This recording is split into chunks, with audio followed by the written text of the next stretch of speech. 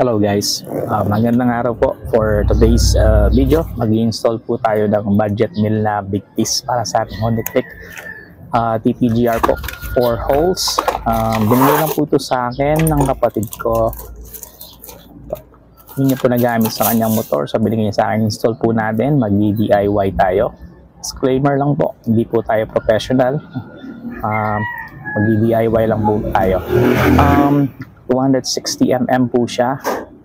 Tapos yung kasama niya pong bracket ay pang Mio. Kaya nag-order po tayo ng pang Honda Click. So install po natin.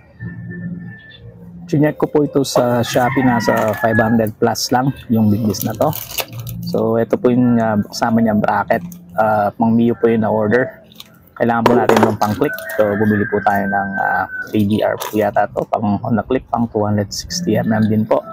Nasa 200 lang po or 199 pesos free shipping sa Shopee.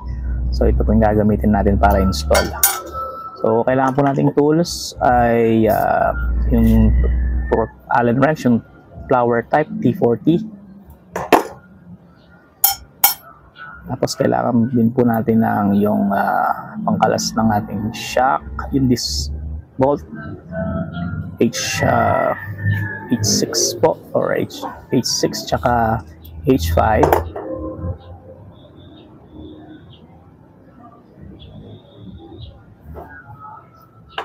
Tapos kailangan din po natin ng 19mm pangkalas sa ating gulong.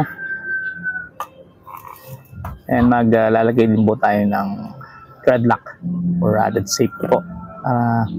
Sigurado hindi matatanggal yung mga bolt. So let's go guys. Alright, so ano po natin gagawin ay tatanggalin natin yung ating brake caliper. So unahin po natin yung ating brake caliper para hindi po tayo mahirapan magtanggal. Kaysa unahin natin tanggalin yung gulong, mahirapan po tayo.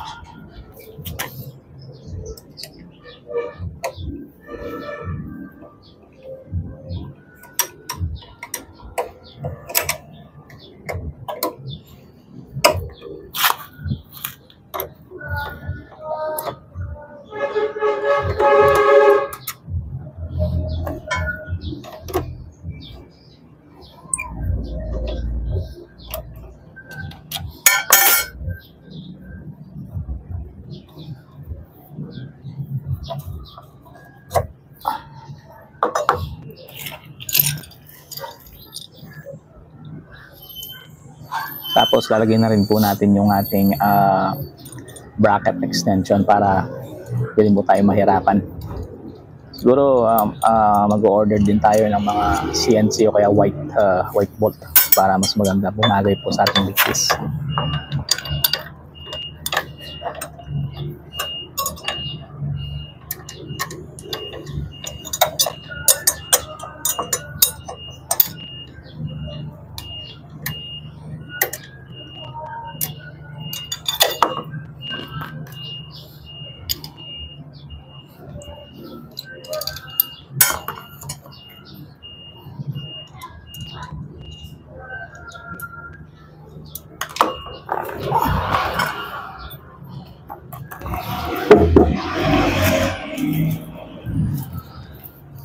Yun, lalagyan po natin ng thread lock yung mga bolt natin para sigurado pong hindi po siya aalis or luluwang. Konti lang po, hindi po kailangan masyadong marami kasi papalitan din natin yan.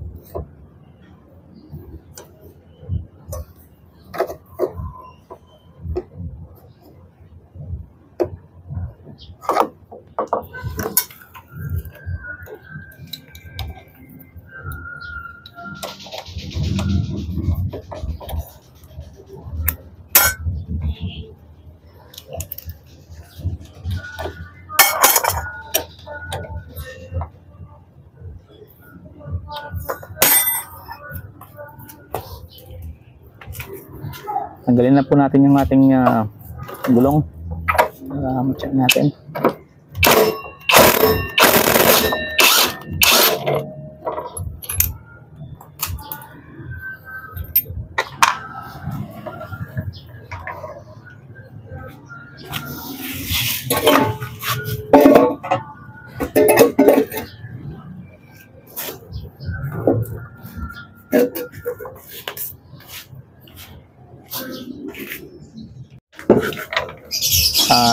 Nilagay ko na pala yung brake caliper bago ko tanggalin yung gulong.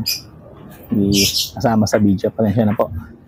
So yun, nalagay na po yung brake caliper, tatanggalin na lang natin yung gulong, and then papalitan natin yung ating disc ng Big Disc ETGR 20S 260mm.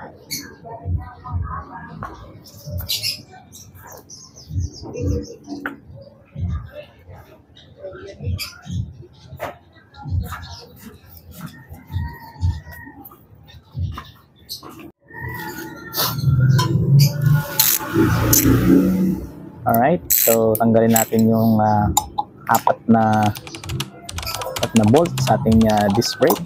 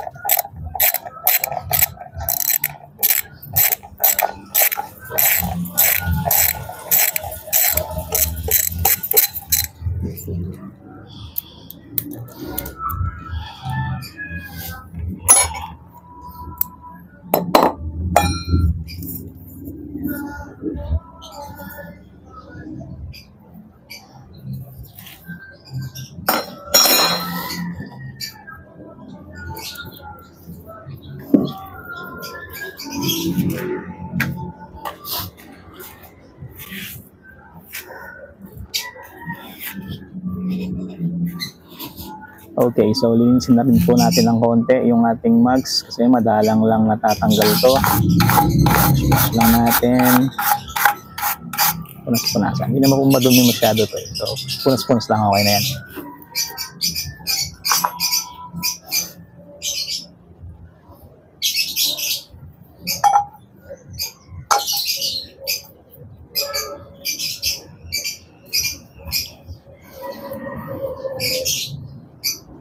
Yun, lagyan din natin ng thread lock yung ating mga bolt para sa ating disc. Kunti lang po. Yung apat na to lagyan natin.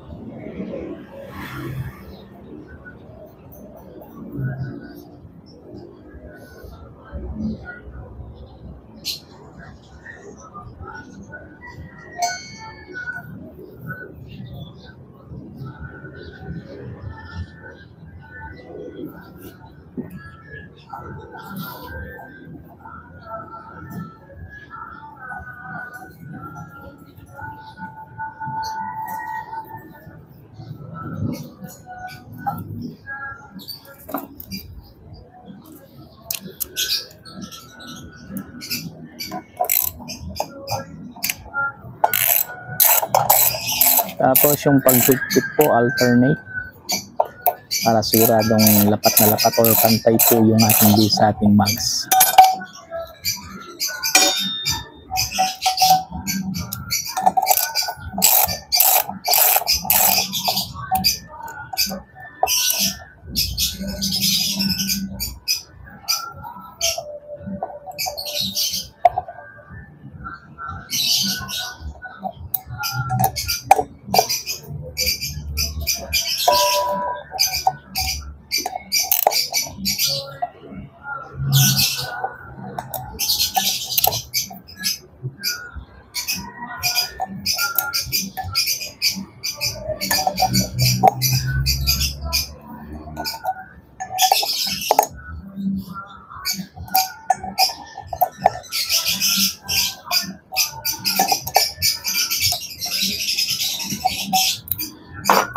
Yun, okay na po, nalagay na natin. Ang ganda guys, sobrang aesthetic. Tagdag pogi sa ating mga motor. Install na po natin yung ating gulong yan.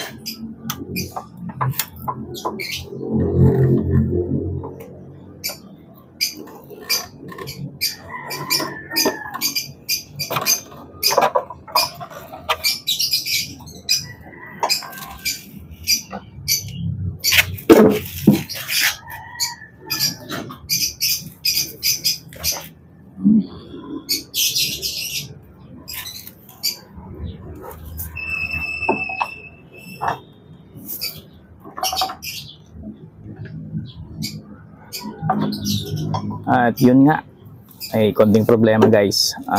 Ayaw pong pumasok ng ating gulong kasi dun sa caliper kasi tumatama na dun sa mags.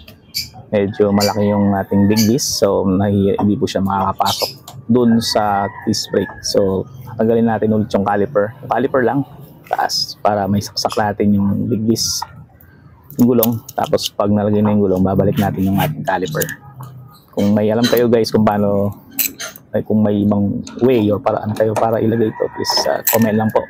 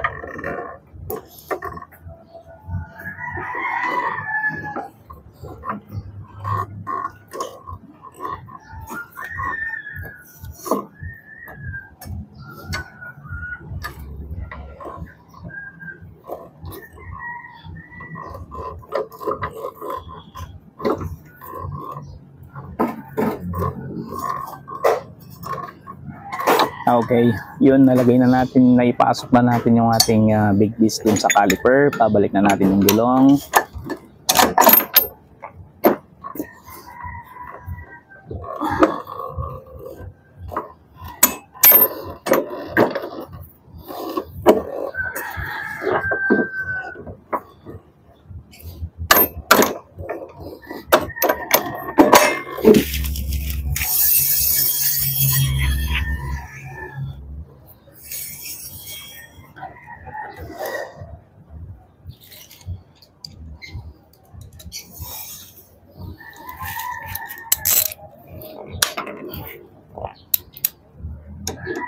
Tapos check po natin ulit, pitan po natin ng maigi.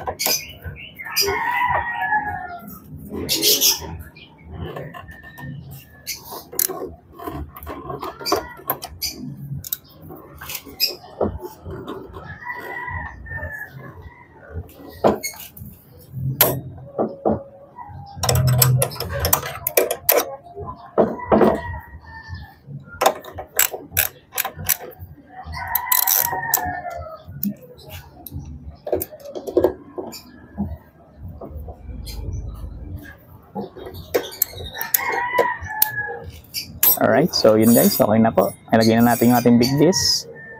So, bibig lang tayo ng konti para gumanda yung preno. Yun, okay na. So, kung nakatulong po yung video at nagustuhan nyo, paki-like po and paki-share na rin. And kung di pa nakasubscribe, paki-subscribe na lang po. Laging tulong po sa akin po. Maraming salamat po sa panunod and magandang araw. Bye!